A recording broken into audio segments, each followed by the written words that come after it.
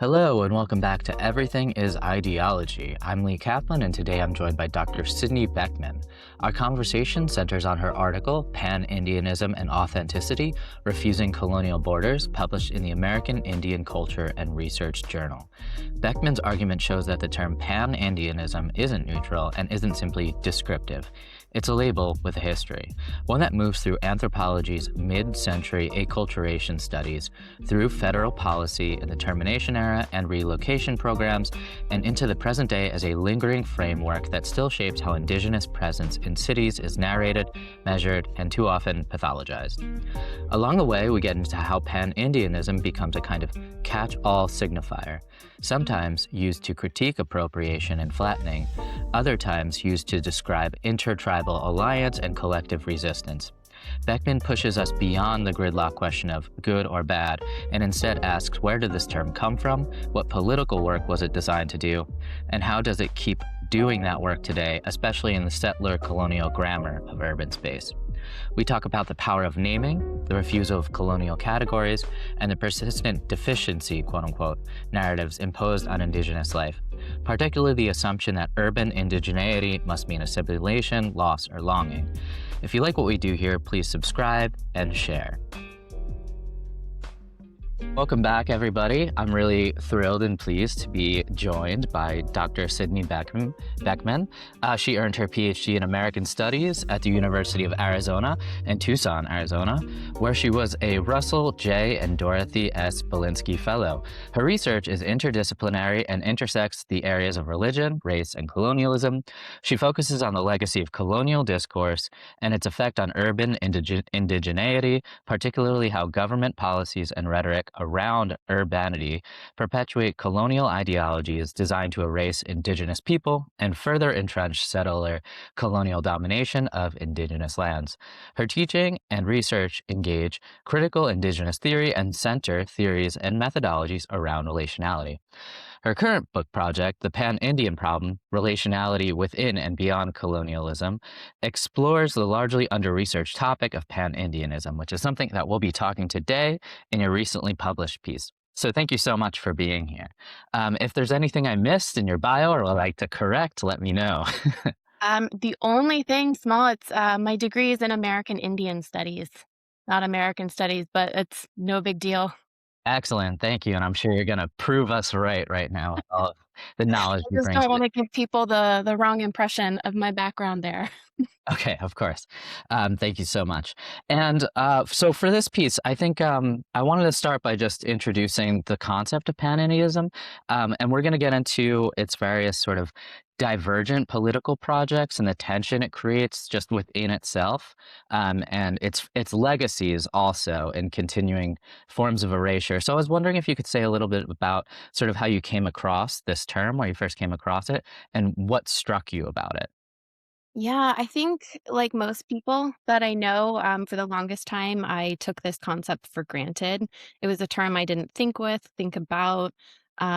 I think I kind of understood it to mean, right, the appropriation of indigenous cultures, right? This idea that there's like one Indian culture. And so I sort of connected it negatively to things, but then didn't really think about it.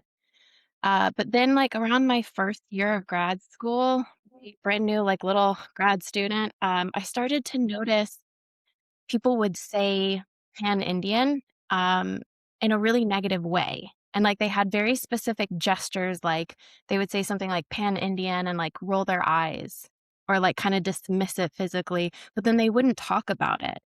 And so I just that those experiences started to happen more and more. And then, at the time I was thinking, well, people aren't talking about it simply because like everyone knows about this body of literature that's on Pan-Indianism. And it's just me who doesn't know anything about it. So you have those like good old grad student insecurities, right? And so then I just looked into it. And actually what I found was that there is very little contemporary research on it. And most of the research on Pan-Indianism comes from the 1950s and 60s, and kind of a sub area of anthropology known as acculturation studies. And so for me, I really came to Pan-Indianism like very almost organically or intuitively. And for that reason, I actually ended up using a lot of like Sean Wilson, who writes a lot on indigenous methodologies. And he talks about intuition being a really important part of doing research. And so for me, I felt like it's just been this intuitive thing. Like I saw something there, and then it's just been me for years now trying to figure out what this is and what it's doing. Of course. No, that's really helpful. Thank you. And yeah, I can relate to just trying to figure out things in grad school and all of these sorts of things. I'm sure a lot of our audience members can Yeah. commiserate with this. Um, so this idea of sort of people talking about it via gesturing and eyes rolling, but not verbalizing it, maps onto the scholarship you lay out quite well, insofar as people don't actually define the term. And also by not defining the term, it causes various issues as well, because then it becomes whose term, right? You talk about language not being neutral in any sort of way. So this continues it. If you just sort of roll your eyes, it's like, okay, well, what's happening here, right? And it creates more of a mysticism surrounding the concept. And your piece sort of demystifies in many ways not only what it is, but where it comes from and the sort of political work around the term. So, towards understanding this, these various contradictions, I was wondering if you wouldn't mind saying something about the two epigraphs at the top. I guess I could read them, or maybe you want to read them. Um, If you have it pulled up, I have it pulled out. yeah, Okay. feel free. So, sure. So you chose these two, and I think they're really interesting for several reasons. Okay. So Pan-Indianism is recognized as one of the most salient socio-psychological results occasioned by the immigration of Native Americans to urban areas, and that's Shirley Fisk. And then we have by Ty Alfred, the imposition of labels and definitions of identity on indigenous peoples has been a central feature of the colonialization process from the start. So I was wondering if you could walk us through these quotes and what you're trying to do with them and why they're next to each other. Yeah, these were really important to me. I ended up in like early research on this in my dissertation, really trying to work with epigraphs like that, just because they helped guide me in my thinking. And for this particular project, these two quotes kind of get at the heart of what I'm trying to do with Pan-Indianism, which is to look at it as a label. So a lot what my big thing with Pan-Indianism is that a lot of people and scholarship so far has decided and tried to locate Pan-Indianism in different, like, time periods, different movements, and saying, like, Pan-Indianism starts here. And my whole thing is actually that Pan-Indianism is not, like, a concept that or not like an event that scholars discovered, right, and then subsequently wrote about. It's an idea that they created. So I think Pan-Indianism is a framework for interpreting a lot of different things and a problematic framework at that.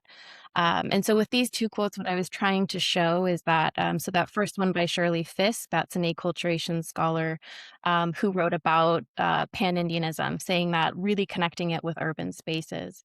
And then Ty Alfred, who's kind of reminding us that all of these labels are a big imposition for Indigenous communities. And so we have to be really critical of how we're describing Native people and thinking about that historically. So for me, these two quotes, putting them together, they're the conversation that I'm wanting to have about Pan-Indianism. Whereas a lot of stuff on Pan-Indianism now is kind of like, is it good or is it bad? Right? Is it appropriation? Is it like a form of collective resistance? And so those are conversations where we're kind of stuck, right? If that's all we can do is just like, we have no answer to that. I'm wanting us to have a slightly different conversation, which is to look at where this comes from within acculturation studies, problematizing that, and then maybe moving forward in a different direction.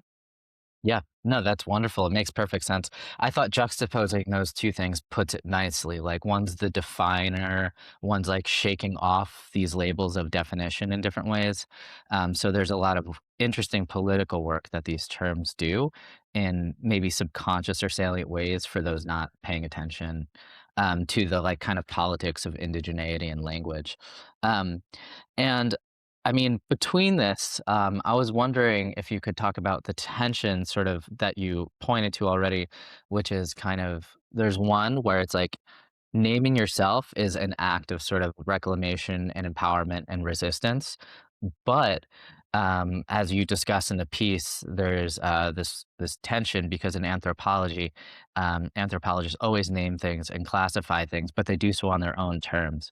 So I was wondering, like, if you could talk about the weird role that language and conceptualization plays within anthropology, because one is to name, and there's, an act of power in naming, and the other is being named. But then by naming, they eventually sort of shake it off in different ways or deal with these terms in their own ways. Like I think of processes of like linguistic colonization, and then incorporating previous vernacular forms of language onto the colonial language, like different words and stuff like this. So yeah, I was wondering if you could talk about that weird kind of contradiction.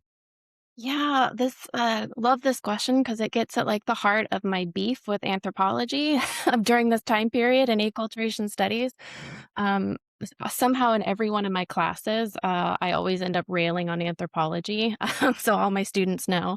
Um, but yeah, I think one of the biggest issues with acculturation studies scholarship on Pan-Indianism is that before they ever went in and did any sort of research or ethnography, they had already decided that American Indians were disappearing, right? So it goes to like that, the legacy of salvage ethnography, all the evolutionism, right? They were coming with all of these biases and this idea that American Indians were disappearing.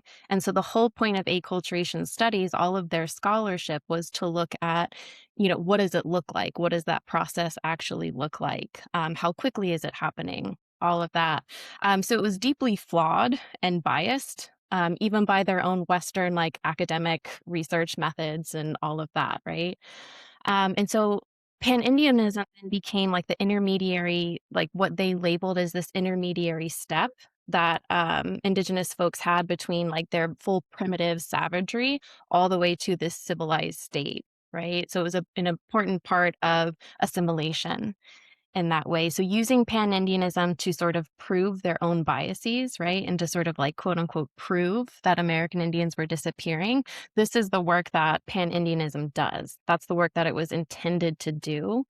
And which is one of the reasons why today I think we have to grapple with Pan-Indianism. Yeah, no, thank you. I think that's wonderful.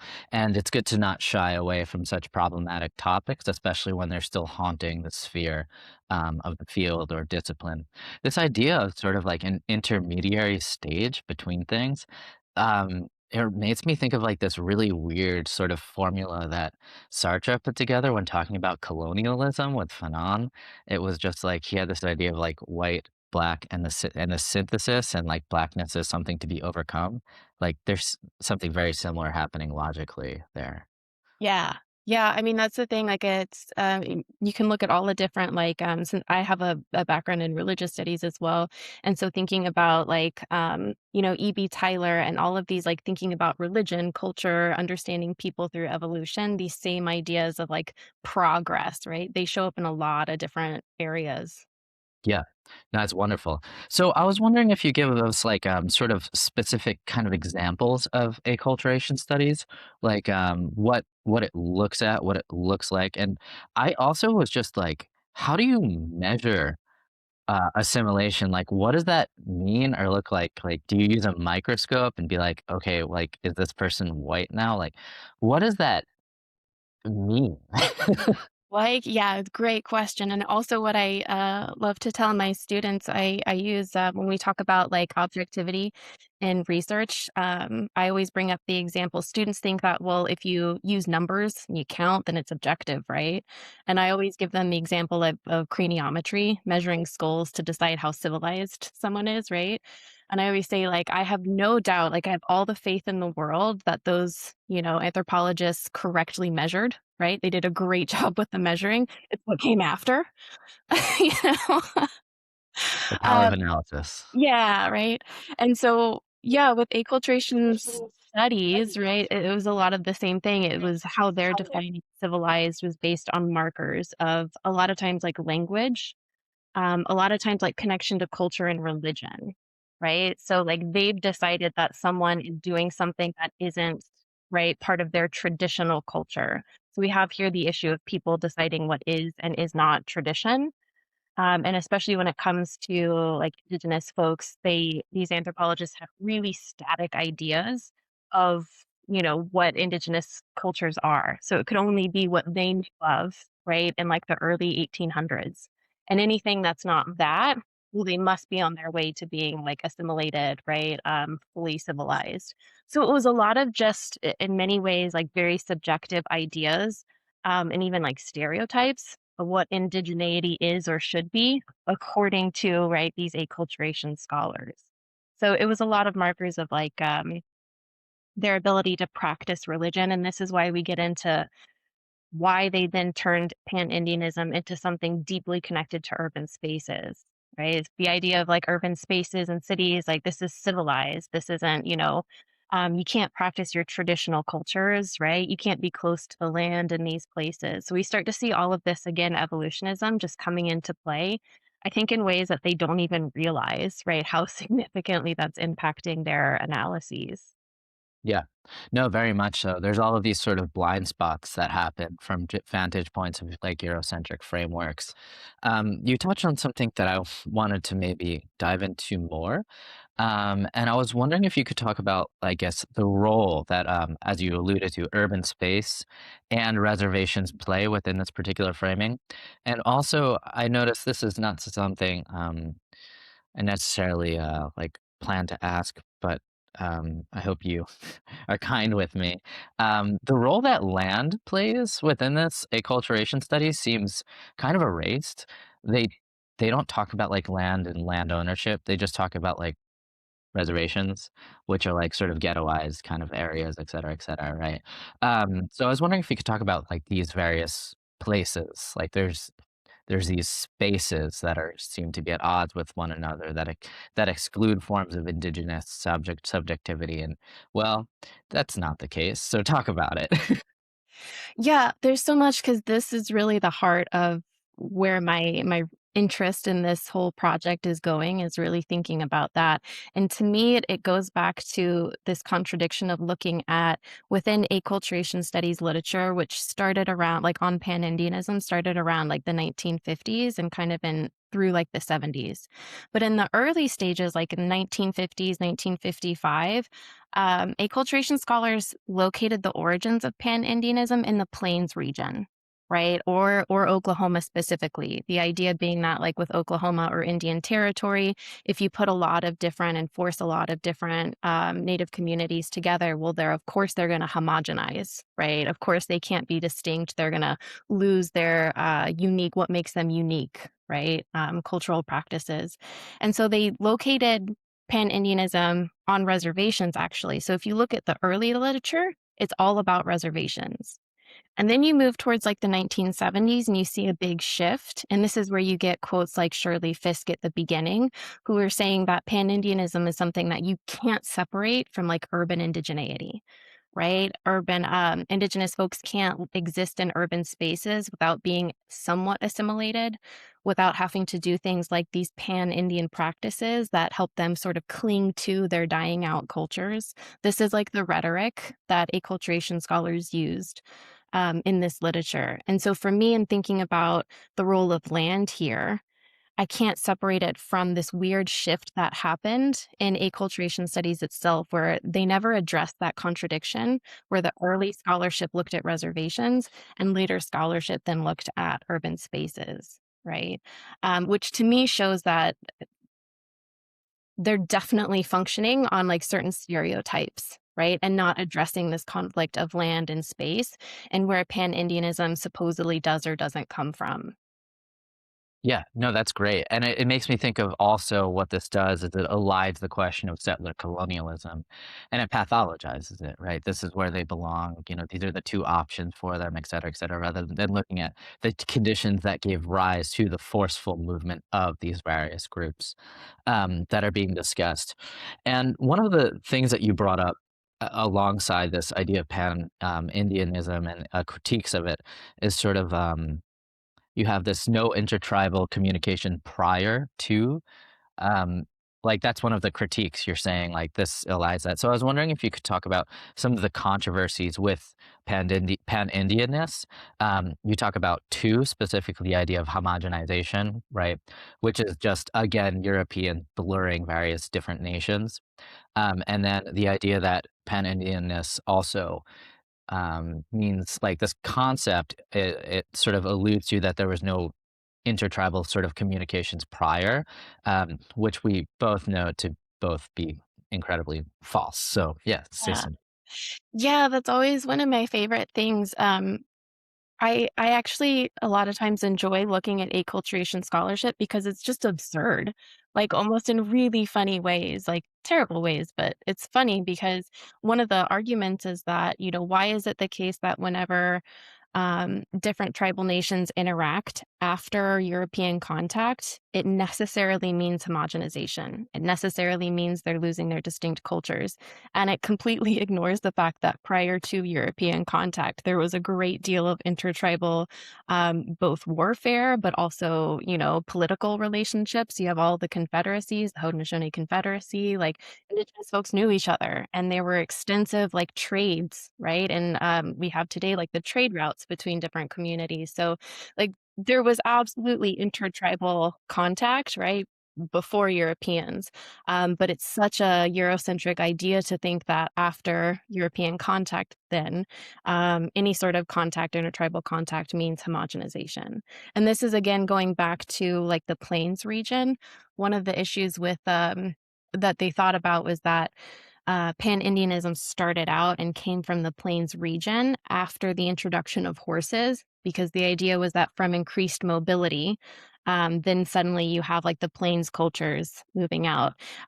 Again, there was a lot of contact prior to Europeans coming, and so it's just this really absurd idea that, again, stereotypes that indigenous folks were just these disparate bands of people, right, on the North American continent, right, that didn't talk to each other, didn't have, governments, things like that. So it's one of those things that is, when you actually look at it, it's quite absurd to think that there was no contact between different tribal nations before Europeans got here.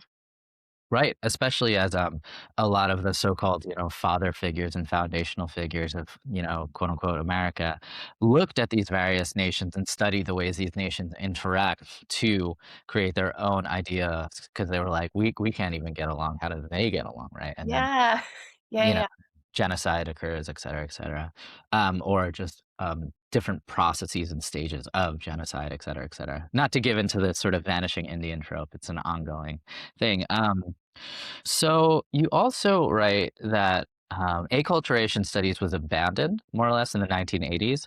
I was wondering if you could maybe talk about why, and also there's this loomingness of acculturation studies in different ways as we're talking about now. So how was it abandoned, but also like how is it still occurring, which is kind of something we're talking about already. Yeah, so it's more of like I think it kind of died out in part because we see the development of like ethnic studies and the Third World Liberation Front happening in like 60s and 70s. We see the development of American Indian studies and the like really large critiques of specifically anthropology and all of this really extractive research that's been happening. So like starting in the 60s and 70s, we're seeing this push and this change in higher education and research methodologies where we're really shining a light on this problematic scholarship. So I think for me, it's not a coincidence that it starts to sort of decline in like the late 70s after we've had like a decade or so of a lot of people being very critical of this type of problematic scholarship and this just assumption that Indigenous folks are disappearing. Right. So in some ways, it was just like the subfield itself. Those methodologies, those biases were just kind of pushed out with the development in higher education and other research methodologies. So that's my opinion, because it's not so much, at least in the literature that I've looked at, there's not like, okay, we're going to disband, right? We're ending formally. It just kind of stops. And for me, that timeline of like the 60s and 70s when higher education is changing, I think to me was a big part of that. Um, and this is what I find really interesting about Pan-Indianism is that you have that scholarship kind of formally coming to an end, right? Like dying out. But then this concept of Pan-Indianism is what persists, right? So we still have this concept. People are still using it, even if people are critiquing it or very critical of it, right? It's still here and it's still being used. And so my interest is coming from especially like trained in American Indian Indigenous studies, where we're very critical of anthropology, right? It's nothing new for our discipline to kind of push back against this really racist scholarship that happened in like the 19th and 20th centuries. But Pan-Indianism is something that seems to have largely escaped that. So I haven't seen anyone really critiquing this concept that we're still using today that is so thoroughly embedded in all of the stuff that we all critique now. And so for me, my interest is in looking at in the continued use of pan-Indianism, or at least the uncritical use of it today. In what ways are acculturation voices and those scholarships continuing to define both land and bodies, right? And relationships that we can have with land. So that's my big interest in it. No, that's great. And I think it's super interesting considering just this idea, the prefix being pan, everyone, everything, et cetera, et cetera. All of these various versions of panism in different ways came together as forms of decolonization efforts. So perhaps the term itself signifies to certain audiences a sort of like collectivism and sort of forms of like self determination and national liberation, but this seems to be a really weirdly concocted kind of pan-Indianism that comes from the outside rather than the inside.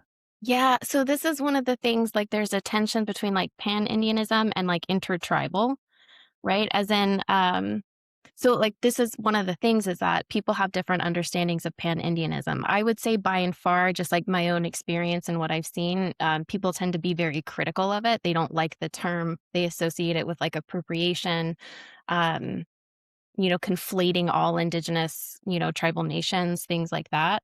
But then there are people who have used it to mean like collective resistance. So a lot of people have used like pan and talked about confederacies like Tecumseh, right? The kind of the Shawnee chief who created this confederacy to push back against US expansion, like very early on, right? When the US was like brand new.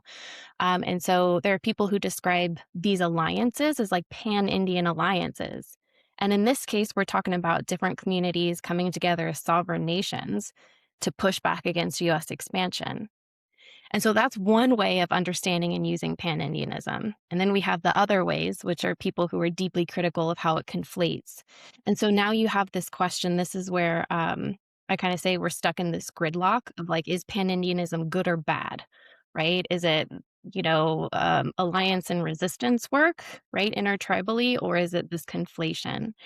Um, and so for me, I would say that it's not as simple. Some people would say, okay, well, recognizing that, let's just say intertribal instead of pan-Indian. I tend to do that just because for me, I think too much with pan-Indian, so I can't use the term, or else I'll just talk about it forever. But I don't think that fully solves the problem, right? Because then we still have like this issue of what does it mean? And I think at the heart of it, it really gets at how do we describe and talk about indigenous resistance, right? And intertribal organizing, right? What happens if we just dismiss it as labeling it as like, oh, pan-Indian, right? It could be something where we're trying to call out the inappropriate conflation, right? And stereotypes and all of that. But what happens when we accidentally end up using this label to describe something like Tecumseh's organizing, right? And that resistance work. So for me, just switching labels doesn't actually get at the root of the problem. It might help a little bit, but that issue is still prevalent. Yeah, that's great. I mean, it makes me think of the functionality of the term, like employing it within particular contexts and deploying it for, you know, political purposes rather than like regressive, unconscious sort of biases in different ways, or maybe even conscious biases as well. So this gets to a kind of question I was wondering, which is we talk a lot about like sort of European scholars doing this kind of work and whatnot, but I was wondering, what role do indigenous people, scholars, and communities play in defining their own terms? What would they think of Pan-Indianism or not think of Pan-Indianism? How does it relate to also like the Red Power movement, et cetera, et cetera? And is there a use to using Pan-Indianism, or is it only useful insofar as pushing back on the legacy of acculturation studies? Which is, forgive me if we're overlapping perhaps a little bit, but everything's connected. It is. It's hard to tease everything out. No worries. Yeah, I was trying to think. So I'll just say with like AIM and Red Power, this is one of the other things about looking at the origins of Pan-Indianism. A lot of people, especially contemporarily, because there's not sustained scholarship on Pan-Indianism. It's just people who will just like reference it, or they'll just say like, "Oh, that's a Pan-Indian organization." They don't talk about it. And so AIM, like the American Indian movement, tends to be something that is described as like a pan-Indian organization. We also see it with like the Society of American Indians in the early 1900s. We see it with like Tecumseh. Like we can see it like literally almost basically any time Indigenous folks work collectively, it can be labeled as pan-Indian, right? And so just kind of recognizing like what does that mean then? You could have different things in different time periods with very different intentions, working in very different ways, and all of that's pan-Indianism, right? So to what extent does this label just become like an open signifier for like anything? Is I think one of the questions that I was thinking of with like AIM and Red Power. And then could you remind me? Sorry, I got lost in that train of thought. What was No, it thank about? you. Yeah, the last part of the question was, is this term it's kind of questioning the usefulness and productivity and perhaps generativity of the term. Is it useful only insofar as pushing back on the legacy of acculturation studies? So, just like, is this term useful insofar as a way of critiquing larger Eurocentric projects, or can it be bolstered for resistance purposes? Because there does seem to be that also happening. Yeah, I think for me, so I don't really get into it in this article too much, I don't think, but in my larger research and thinking on Pan-Indianism, my goal is to not worry about like policing terms. Like, I'm not saying we should use Pan-Indianism or we should never use Pan-Indianism. My argument isn't let's use intertribal instead of Pan-Indianism. I, I've I want to get at the root of the problem, which feels much deeper. So, in terms of what terms people want to use, like I don't actually really care, right? People are using it to mean resistance, people are using it to call out like appropriation and stereotypes, and I think both uses are good and make sense.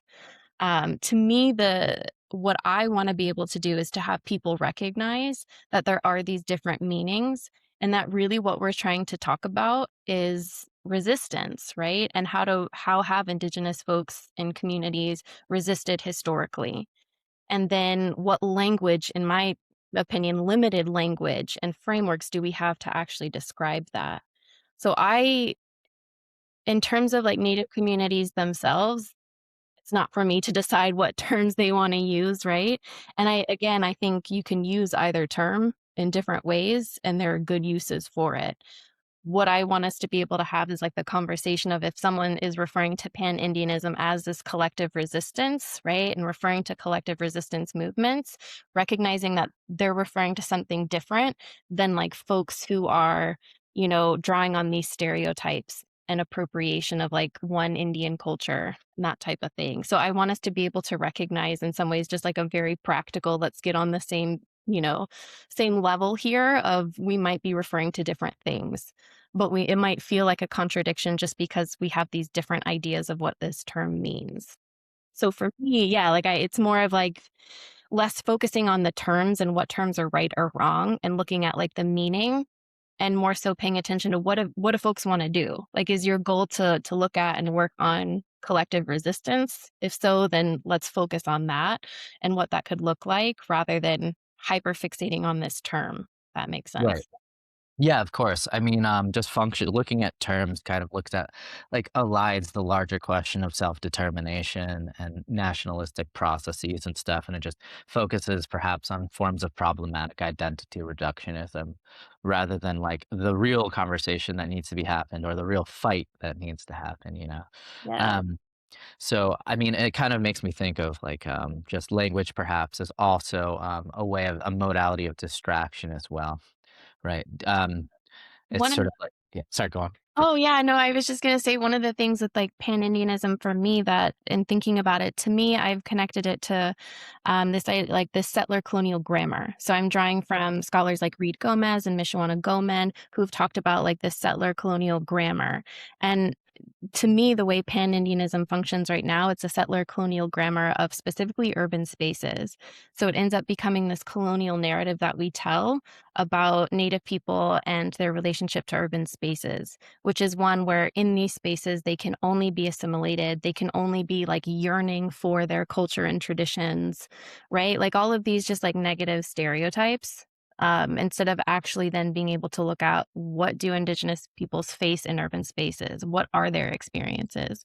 So instead of coming from indigenous peoples and their experiences, right, we end up starting from the outside in this framework of already deciding we know what these experiences look like. And so for me, like really trying to think of Pan-Indianism and pushing, thinking about it as like this grammar, um, and connecting like indigeneity and urban spaces is really what I'm trying to like pull apart. Yeah. That's great. Thank you. And I mean, also this idea of the settler colonial grammar and Pan-Indianism has this failure sort of within it. By what I mean by that is like Pan-Indianism, the aculturalists, you note that they can't, there's a failure of assimilation because of Pan-Indianism, but they don't really think about why that might be or how that might work and how it's not a failure, but actually a mode of living. It's not even like resistance. I mean, it could be thought of as resistance, but it's also them just living Yeah. according to what they're brought up with. Um, so I was wondering if you could talk about how, like, the settler colonial grammar also perhaps has its own failure within it as well. Yeah, I tend to think a lot with Cherokee scholar Daniel Heath Justice, who has this piece, like in his book, Why Indigenous Literatures Matter. And he has this piece in there that talks about Indigenous deficiency. So there's like this Indigenous deficiency model or narrative where basically every stereotype you can think of about Native Americans, it speaks to deficiency, right? Deficiency in morals, hygiene, right? Labor, like all of these deficiencies. We can't look at or talk about Native people and their experiences without it being a deficiency. And for me, that has also been a really helpful way to look at acculturation scholarship on Pan-Indianism, because their whole thing was that American Indians in urban spaces are deficient in their culture, right? They're not traditional, they're lacking, right? So it's just another way to say that Indigenous folks are lacking something, and in this case, tradition and authenticity.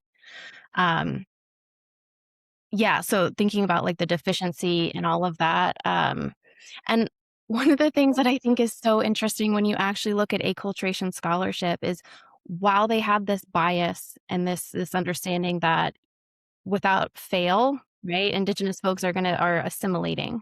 That was their whole thing. If you look at their scholarship, there are people in there where you read their articles and they actually outright say, like, this isn't happening at the rate that we thought it would happen. Right. And so, like, even they are grappling with the fact that, like, their own biases and their research, like, it just doesn't make sense. And it's not happening in the way that they thought.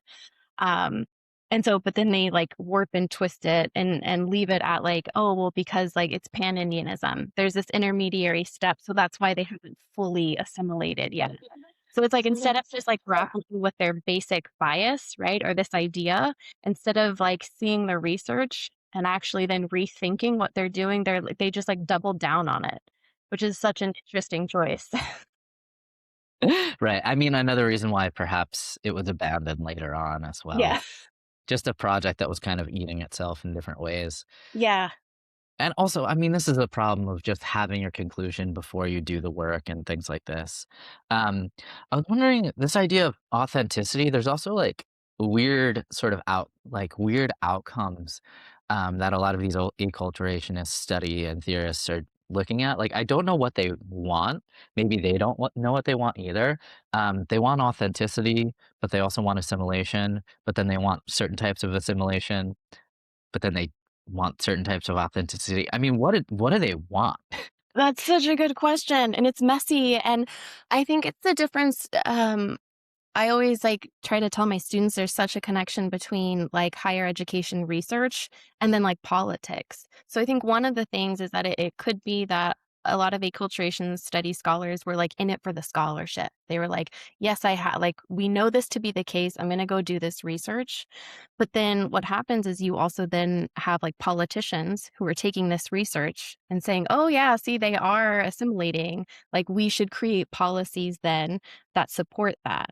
So, like, at this time, we not only have 1950s and 60s acculturation scholarship happening, but we also have a lot going on in terms of policy. So, things like the termination era happening in the 50s, things like the urban relocation program, all of these things are in for the purpose of assimilation. So I think like in terms of the different motivations, do we want assimilation? Do we not want assimilation? Are we trying to keep and preserve native cultures? I think a lot of those differences have to do with like the really messy relationship between this research and then how it was used politically at that time. Yeah, that's great. Thank you. It also made me think of basically utilizing various populations as like a surplus labor force as well. That was part of like the proletarianization process, I think, for a lot of people on folks on reservations and whatnot. You mentioned the policy and different sort of eras and whatnot. I was wondering for some folks that might not know, if you could kind of lay out what the termination era of federal Indian policy was and perhaps still is, and its various goals. That would be great. Yeah, so the termination era policy, this era was like 1950s to kind of 1960s. And the idea was to terminate tribal nations. And I always in my classes have to talk about what does that mean. Um, what it ended up meaning so sorry, politicians wanted it to mean we're gonna terminate tribes, as in, like, we don't wanna deal with them, right? They, in some ways, cease to exist. What it really meant was that the federal government was terminating its legal relationship with tribal nations. So it isn't the case that, like, tribal nations disappeared. Sovereignty is inherent, right? So the United States doesn't give it or take it away. But what they can do is they can choose to recognize sovereignty. They can choose to recognize a formal legal relationship.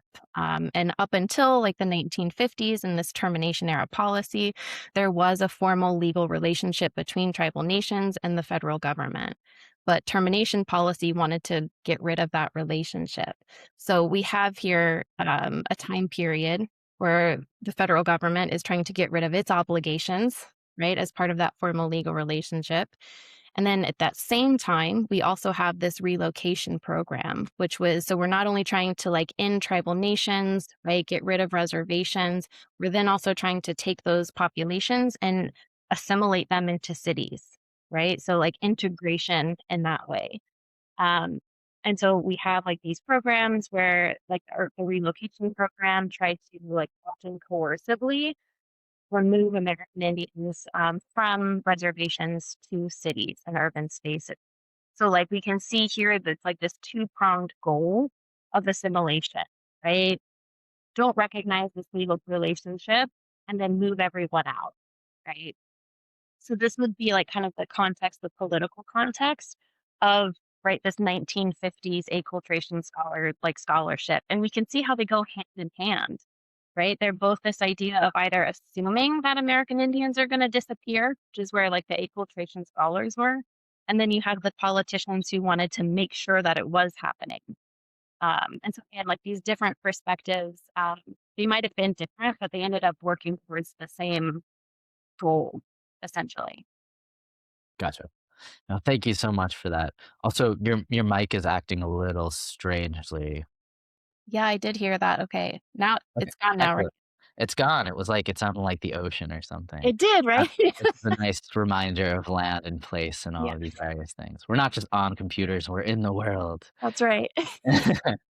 Um, so it seems like also there's this kind of labor question happening in different ways when it comes to this stuff too. Um, and I don't know, I was wondering like this idea of the federal Indian policy, I was wondering how it relates to the scholarship because I'd imagine that the scholarship that's used and employed at particular times might have something to do with policy as well. Um, I don't know. This is just the question I just thought of. Forgive me if it's No, random or something, but I was just kind of wondering, like, what the government and sort of dictates or whatever also impacts the scholarship that's being produced, especially in hegemonic spaces. I was wondering if maybe there's a potential connection there between what's happening with the federal removal sort of stuff, and also anthropologists at the time. Yeah. I mean, to me, I think that there's always that connection. So it's again, it goes back to kind of why acculturation studies died out. Not only is it because we see like higher education and research changing with the development of ethnic studies, American Indian studies, things like that, but also at the time there's a lot of political activism, and we have moving into the self-determination era. So going away from Right. termination into like Ronald Reagan sort of like kind of ushering in this relationship where the federal government said, officially, we're not doing termination anymore. We're not pursuing that. Instead, we're pursuing this government to government relationship. We're recognizing like tribal sovereignty, right? And tribal nations, like specific formal legal relationship with the United States. So I think because of policy happening at that time and the big change from termination, I again don't think that it's a surprise that we see acculturation studies scholarship kind of just fading out, just because like politically and academically, those conversations, those research methods, like none of that was just working anymore, right? It wasn't accepted anymore. Yeah. No, that's great. And also, I mean, when you're talking about there's this asymmetry happening between the two fields where it's sort of like the government, the federal government is like, you're a nation, you're not a nation. They could sort of take that away and concede and break all of these rules and treaties and kill and all of these things. So it definitely lays bare the power dynamics happening as Yeah. well. Yeah. There's a few things. I think we mostly touched on all of my questions, which I'm really happy about. Um, so I have a few more questions. Just it looks like two, but I have Pan-Indianism was a means of forging alternative identity with historic connections while also monolithizing indigenous urban populations with the aim of forced assimilation. I was wondering if you could talk about the process and the philosophical tension um, between these two ways of using Pan-Indianism. Yeah. Um, for me, I think of it as so I treat acculturation scholarship on Pan-Indianism as an archive, right? It's an archive of a very particular area of scholarship and time period where people were dictating um, how we could talk about and understand Indigenous experiences. And so, as an archive, what I think is interesting in looking at it, um, you see both sides, right? Both understandings of Pan Indianism in this research. On the one hand, the really like face of it, it's easy to see Pan-Indianism as homogenization, is this tool connected to assimilation, right? All of these things that like the acculturation scholars themselves were pushing, right? The reason they were writing their scholarship. But as I mentioned earlier, you can also see these points in their scholarship where they had to recognize that this wasn't happening, right? That like um like these biases and this idea that indigenous folks are just disappearing, like that wasn't happening. And so for me, it's being able to kind of like look at this body of scholarship and see the resistance coming through. So like is pan-Indianism collective resistance to especially assimilation, or is it like this homogenization where indigenous folks are like not traditional, not authentic? And I think like that very question and like the gridlock debate we see today comes from that scholarship, because on the one hand you do have acculturation scholars pushing this idea of, right, indigenous folks are just homogenizing, right, losing authenticity, losing culture. But then within that, you also see indigenous folks, especially in like urban spaces, coming together, right, collectively doing things like we see a lot of like urban powwows coming about during this time as a form of resistance. And also, as you say, just a form of living. This is what indigenous folks do, right? They're going to get together communally. Um, to me, I see that as the resistance, right? So pan-Indianism can mean and refer to like that resistance that's happening that indigenous folks have always been doing, all the ways and complicated ways that they enact relationality, kinship ties, right? How we understand collectivity, right? So we have like that side where we can use pan-Indianism to access, right, those things. But access it through this really complicated lens of using pan-Indianism to try to assert, right, this very problematic idea of authenticity and tradition, if that makes sense. So, like, the two meanings come from like the particular scholarship itself. Yeah. I mean, I think this is a great place to think, where one has to sort of think dialectically about the term they're using, what they do, and also mostly just what they galvanize. Like, it's not so much the terms as what the terms do, at least Right. in sort of my own thought. One of the, it seems like people that just keeps getting brought up within Pan-Americanism, Pan-Indianism is Hazel Hertzberg, and you lay out some of her work, and very interesting ways where she sort of periodizes and historicizes this Pan-Indianism thing, and she totally elides, I mean, so much kind of history, so many structural processes happening. But I was wondering if you wouldn't mind telling us about this because it seems to be, at least the way you set it up in your article, sort of like where everyone goes to start thinking about this stuff, whether you're pushing back or uh, propounding it. Yeah. So Hazel Hertzberg is I've had to work with her a lot because she wrote that book, and I think I should know it, like 70 or 71, I think. And there's only one other book-length work on Pan-Indianism and today, and that's Dennis Kelly, who works at the University of Missouri. He was on both of my committees. I've learned so much from him. His book is Tradition, Performance, and Religion in Native America. So I want to give him a shout out because he did a lot to work with me and to help me develop my ideas. Um, so I would say he's like the one book out there. He's the only other person I know of who's really talking about Pan-Indianism in this way. But besides that, we have Hazel Hertzberg, who wrote this book, and it's like really the only book on Pan-Indianism, and it's the one that everyone references. So if you see people talking about Pan-Indianism, you're gonna probably see Hazel Hertzberg's book. And so just in terms of like dictating the conversation, right, and the sort of scholarly conversation of what is Pan-Indianism, she's sort of the authority. Like people go back to that one book, which is again telling. It was written in like 1970, and we haven't had a book length, scholarship on it, with the exception of Dennis Kelly, right? So there's this like huge gap in scholarship. And so Hazel Hertzberg is like a really big voice in Pan-Indianism. And so obviously I have to interact with her a lot. And even though I think about and look at Pan-Indianism very differently than her, I think her book has a lot of great features. She's very detailed in looking at different organizations like the Society of American Indians. She went through a lot of like primary sources and has a lot of detail. So I think her book offers a lot and there's a lot to learn. But I just do Pan-Indianism very differently. So one of the things is she was also informed by acculturation studies scholarship, which is this idea of kind of taking Pan-Indianism for granted, right? There is this idea that Pan-Indianism exists out in the world, and these scholars are here to document it. And Hazel Hertzberg, like in the introduction of her book, kind of talks about, this is the first book on Pan-Indianism, and she says, like, this is really a starting point for it. For me, I'm like, that is actually not my starting point. So she seeks to kind of describe Pan-Indianism better, right? In more detail.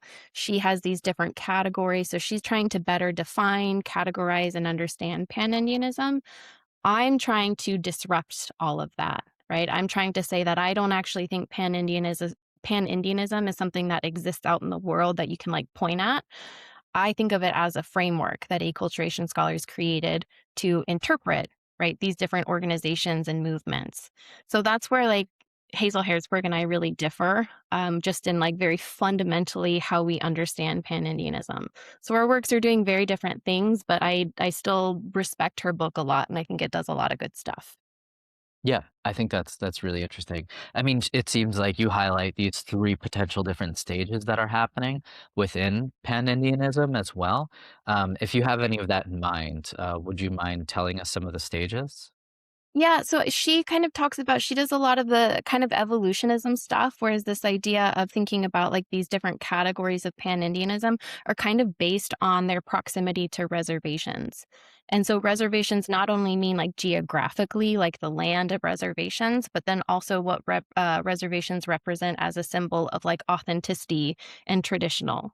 So the further you're removed from that, right? Literally like geographically, the further you're removed from reservations, it ends up becoming this metaphor of like the further you are from your tradition and authenticity. And so she really works with this idea when she's categorizing Pan-Indianism. And she talks about like these different categories. And she literally describes them as like Reform Pan-Indianism or like the Society of American Indians, right? She talks about them as, and what was their connection to reservations. So she's also working with this idea of the different types of Pan-Indianism and trying to almost label them as who's authentic, who's not. And again, along that spectrum of acculturation studies scholarship of like how, where on the spectrum, the civilized spectrum are you? So she works with that idea by looking at like proximity to reservations. Right.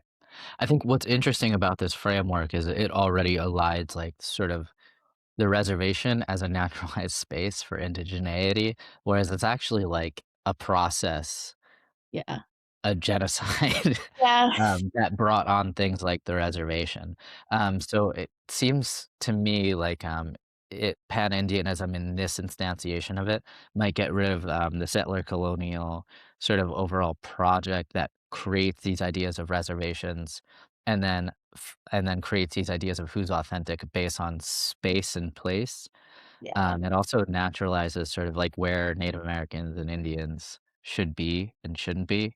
Yeah. And I think there's probably a lot of overlap between Black studies looking at sort of segregationist living space and practices and indigenous stuff. I see a lot of that happening right now. Yeah. Um, this is a little bit different to talk about outside of the scope of kind of the paper, but there's a lot of stuff that looks at like cartographies and different forms of geography. And it seems like there's a lot of overlap between discussions in settler colonial studies and Black geographies that are happening. And that's something I've been kind of researching and looking into. It's super interesting stuff. Um, yeah, sorry. Yeah, I know. I was just gonna say, I think that's exactly right. And one of the things I'm really interested in, like this kind of growing area of scholarship on urban indigeneity. And one of the reasons that it's growing, and there hasn't been a lot, is because of the racialization of anthropology and sociology historically, where anthropology focused on Indians on reservations, sociology focused on like Black folks in urban spaces. And so, really, also to me, Pan-Indianism is really significant, right? The acculturation studies scholarship on Pan-Indianism is important because it was actually the first sort of formal research conducted on American Indians in urban spaces. So it's also really significant. Now it's deeply problematic, um, but right, it's really significant that like if we're thinking about growing scholarship on urban indigeneity, and we're thinking about how do we talk about understand indigenous experiences in urban spaces, we still have to contend with like this like some of the first scholarship, right? Formal scholarship in like Western academia happening is influenced by these acculturation studies voices. So I think all of that to say is I think Pan-Indianism, its connection to urban indigeneity and this growing area of research is very much connected to, right, that historic racialization of different disciplines. Yeah, that was a brief part in your piece, and I thought that was so profoundly interesting and true, in my experience of doing this sort of stuff, where it's like anthropology, you have to study stuff super far away. Yeah. Urban means like Black stuff, like this means this stuff. Like super interesting that these different disciplines map onto different sort of racialized populations. Yeah. I thought that was actually a really wonderful insight. Um, and when looking at, like these I do a lot of music stuff. So I was thinking of, a tribe called Red. Yeah. Um, when I was thinking of basically, like, urban indigeneity and figuring it out, I sort of had that soundtrack in my mind a little bit. I like to play that a lot in my classes, like, if, there's, like if they're taking an exam or something, I try to, like, have, like, music, and so I play that one a lot. That's great, that's Yeah, great, yeah. They've got some excellent work, and their electric powwows are pretty cool, all yeah. that sort of stuff. Yeah, but, so I guess we could start kind of wrapping things up. So I was wondering if first there's anything else you wanna say, and then also, I'd love to hear, and I'm sure whoever is listening, which is millions of people, at least, obviously millions of people, about the book project you're working on, if you're comfortable speaking. Yeah. I think I don't really have anything else. I feel like you had great questions and, like, got at all the main points, so I appreciate that. I feel like we left all of it on the field there, so to speak.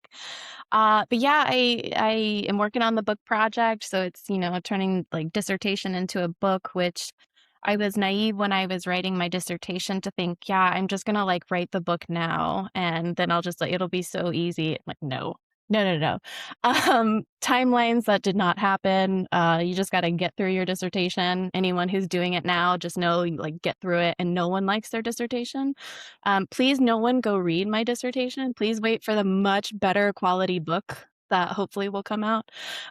Um, but I will say it has been nice to have, like, a couple of years since the dissertation to, like, 1, take a break from this research a little bit, and then 2, just to, like, let it, like, sit in the back of my mind and do other things, and then see different perspectives on it, and I feel like in, like, those couple of years of doing that, my research has really deepened, and I'm able to articulate it in ways that I just are much more thorough and meaningful in my opinion. So yeah, so working on the book, submitted the book proposal. We'll see what happens. So it's very much thank you, very much in the process. But I am it's very nice in some ways to look back on the dissertation, even though, and even like this article too, I'm like, oh man, there's so much I would change now.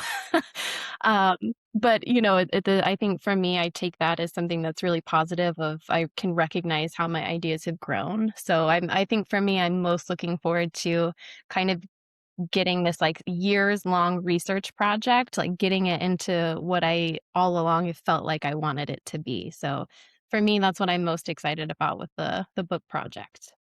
Yeah, that's great. It sort of takes a long time to figure out what you wanna say and how you say it, and, I have that thing too where it's like, "Oh, man, I wrote this, but now, like, a year later, what? Why did I do that?" sort of Yeah. thing, It was almost and really hard to go back and read the article, like, in preparation for this. I was like, "Ugh, I don't wanna do that." yeah, yeah, I've got an article like that as well.